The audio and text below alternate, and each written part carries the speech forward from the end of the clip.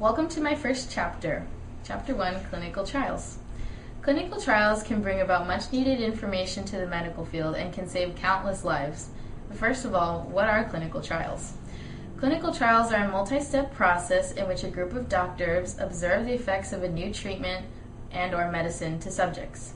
First, the new treatment must be tested on animals, which is controversial, but in order for it to be safe to humans, they must pass an animal trial. If it passes with the animals, then it continues on to humans.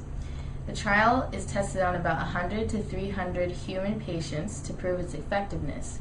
If that goes well, then it goes on to a group of 1,000 to 3,000 people to confirm effectiveness, and it may be marketed at this point.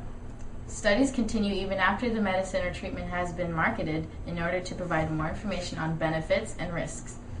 So now that we are all on the same page, let's talk about the benefits and also the risks. Many may wonder why people should support clinical trials or why people even volunteer for them. First of all, clinical trials provide all sorts of information the world would never know if they had not been done. If Alexander Fleming had not rediscovered the antibacterial benefits of penicillin, many of the medications used today to treat illnesses would be powerless.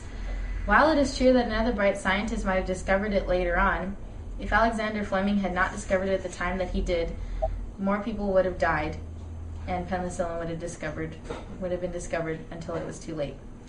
Clinical trials also shed light on newer, more efficient treatments and/or medications for diseases. This is great because it establishes more options for customers, and no one medicine is suitable for everyone.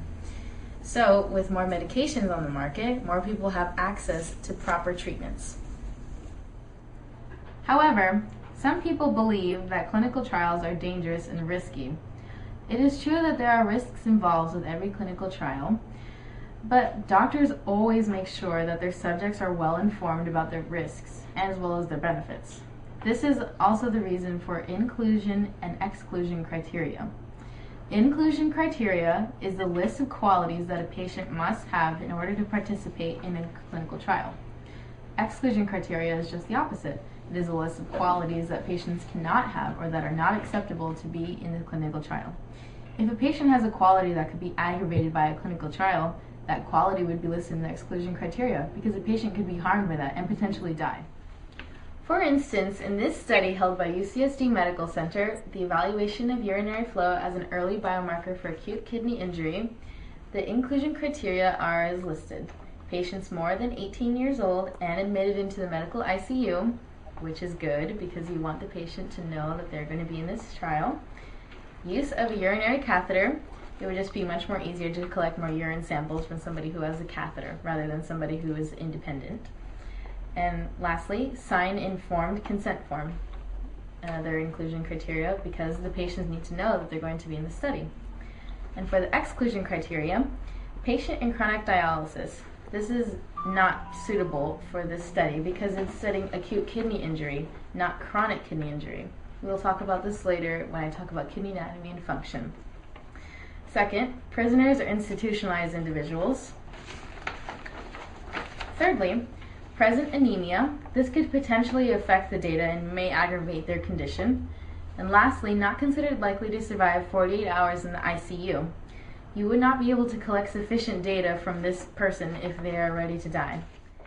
There have been incidents where patients' rights were not respected at all.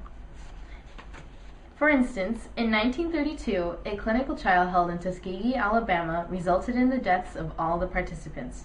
The participants were supposed to be treated for syphilis, but instead the clinical trials coordinators just observed them die.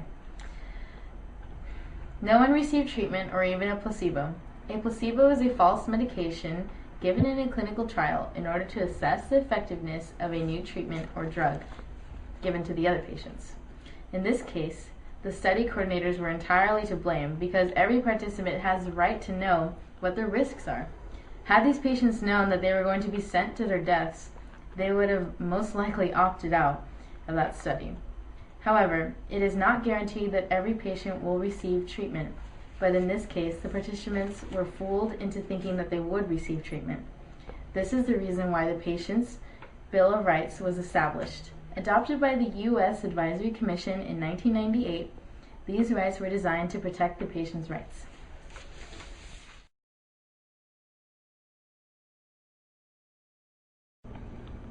The 7 key areas of the Patient's Bill of Rights are as follows.